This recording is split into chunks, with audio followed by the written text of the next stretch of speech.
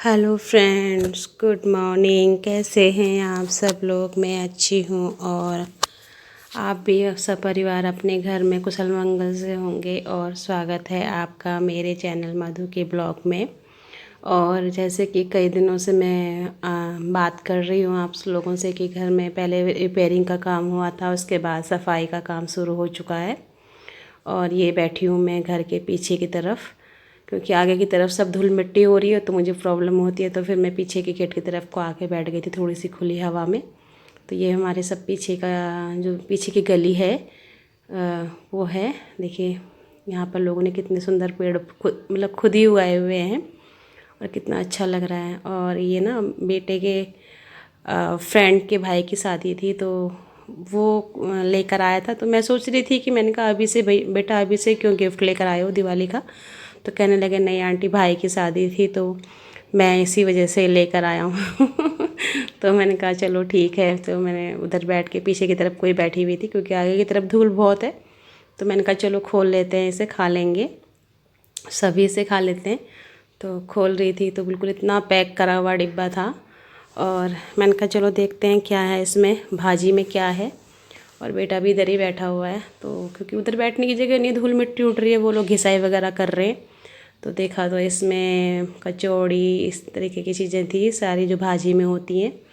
तो बस अच्छा लगता है कि कोई मतलब इतना मतलब महत्व देता है। तो ये देखिए फ्रेंड्स, आप लोग भी आज ये खा लीजिए। तो फ्रेंड ये है पीछे का कमरा, इसकी भी हालत बहुत ख़राब हो रही क्योंकि काफ़ी टाइम से पुताई नहीं हुई थी, बहुत घर में बहुत सारी परेशानियां थी। और कभी मौका लगेगा तो आप लोगों से शेयर करूंगी उस चीज़ को। तो इसी वजह से कुछ भी नहीं हो पाया था क्योंकि बीमारी जब घर में कलेश घुस जाता है तो बस घर की हालत ऐसी हो जाती है। बस बड़ी मुश्किलों से संभलने लगा है अब। तो बस ये एक दिन का पहले का वीडियो मैंने शूट किया था तो मैंने कहा चलो यही आपके साथ आज शेयर कर लेती हूँ, क्योंकि आज तो मैंने कुछ भी नहीं किया। पीछे ही इन लोगों ने खाना वगैरह बनाया था क्योंकि रसोई में धूल वगैरह बहुत थी। फिर मैं भी रसोई खाली कर चुकी थी कि हो जाएगी, लेकिन आज हो नहीं पाई। और कमरा तो हो गया और लेकिन रसोई नहीं हो पाई। कल रात भी हम लोग बड़ी परेशानी में सोए क्योंकि सारा कमरा बिल्कुल खाली किया हुआ था तो बड़ा अजीब सा लग रहा था।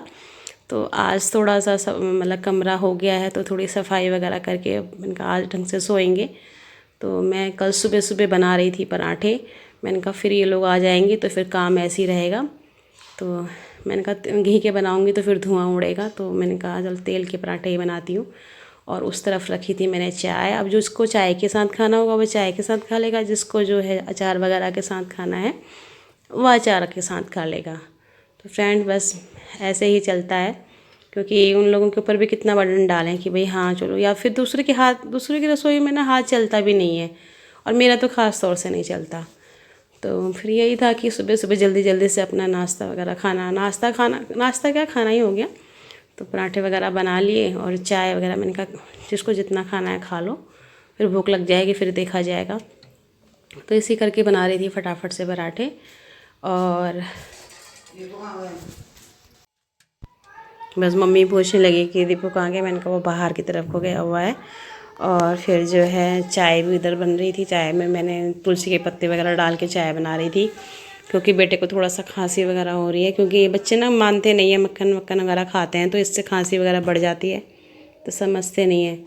तो थोड़ा बहुत भी खाओ तो ठीक है, लेकिन इनको बस खाना है तो बस इतना चाहिए। तो कल रात ऐसे ही खा लिया था मतलब वो, फिर अब आप गला पकड़ा हुआ है। तो इसी वजह से चाय जो है तुलसी के पत्ते वगैरह डाल के बना रही थी तो जिससे इनको आराम मिल जाए। और उधर चाय बन रही है, इधर पराठे बन रहे हैं। बस हो जाएगा फिर मेरा ये वाला काम। फिर बाहर का काम दिन भर फिर खाने के काम से निफ्रांत रहूँगी मैं।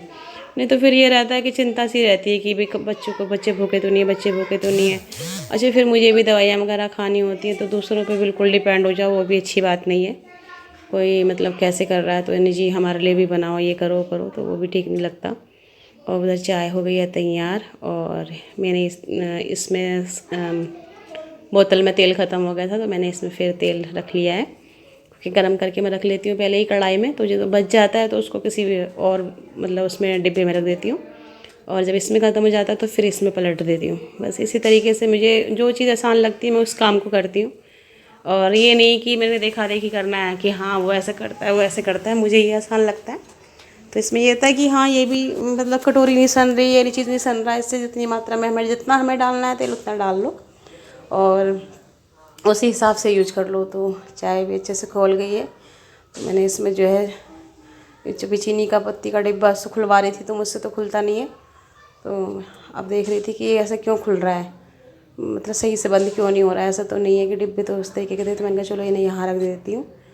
और फिर जो है बस मेरे पराठे वगैरह भी बन ही गए और चाय भी मतलब हाँ अच्छे से बन गई है, मतलब खोल गई है। अब यही हो रहा है कि बस इसे देखूँ या इसे देखूँ। तो मैंने कहा चलो पराठे बना ही लेती हूँ। तो इसीलिए गैस कम कर रखी है, तो आसानी से चाय जो है धीरे धीरे पक रही है। और पराठे गए हैं मेरे बन, और बस अब तो बच्चों को देती हूँ और मैं भी खाती हूँ। और फ्रेंड आप लोग भी आ जाइए जिसको मतलब पराठे खाने हैं। देखिए मेरी आवाज़ भी कैसे हो रही है, अभी तो काम स्टार्ट भी नहीं हुआ है घर में और मेरी आवाज़ जो है ख़राब होने लगी है। तो बस यही होता है इस तरीके के कामों में ना, दिखाई कुछ भी नहीं देता कि भाई कुछ भी काम नहीं है, कर तो कोई और रहा है, लेकिन काम बहुत बढ़ जाता है। और धूल सबसे बड़ी बात होती है धूल मिट्टी की, और धूल मिट्टी का होता है। उसके बाद टाइम एक मौसम ऐसा हो चुका है, फिर दूसरा ये होता है कि बेटाइम नहाने का, क्योंकि हम लोग अगर हम सुबह भी नहा लेते हैं तो उसको ये फिर तो ये ऐसा तो है नहीं कि हमें फिर दोबारा ना नहाना पड़े, क्योंकि धूल मिट्टी से इस तरीके से प्रॉब्लम हो जाती है कि हमें दोबारा नहाना पड़ता है। फिर बेटाइम नहाते हैं तो फिर और प्रॉब्लम होने लगती है। तो यही चल रहा है 1-2 दिन से बेटाइम नहाना धोना। तो फिर इसी के साथ साथ जो है बर्तन वगैरह भी साफ़ कर लेती हूँ, क्योंकि ये सूख जाएंगे तो पता नहीं मतलब फिर यहाँ पर भी धूल मिट्टी वगैरह तो आएगी आएगी।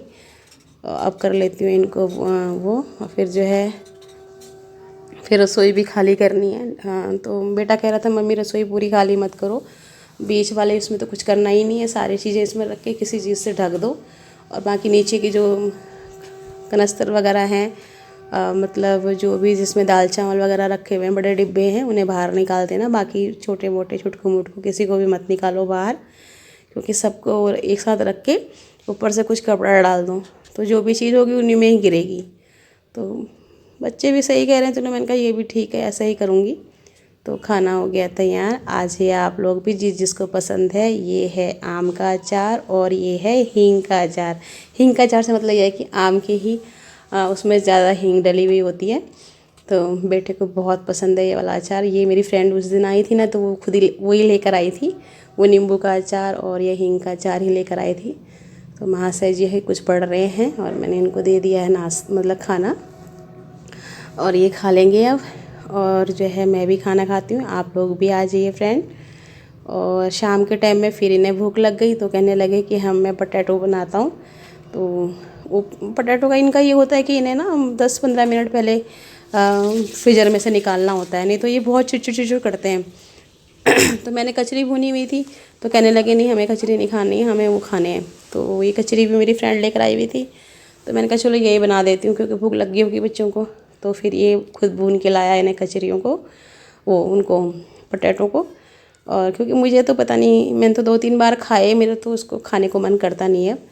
तो ये मैं खा रही थी कचरी और ये माँ से अपने लिए बना लाए पटेटो, वो सूट कर रही है अभी। और जो है बस इसी तरीके से हमारी दिनचर्या है। और फ्रेंड कैसा रहा आज का बताइएगा ज़रूर। मेरे चैनल पर नए हैं प्लीज़ लाइक कमेंट और सब्सक्राइब ज़रूर कीजिए।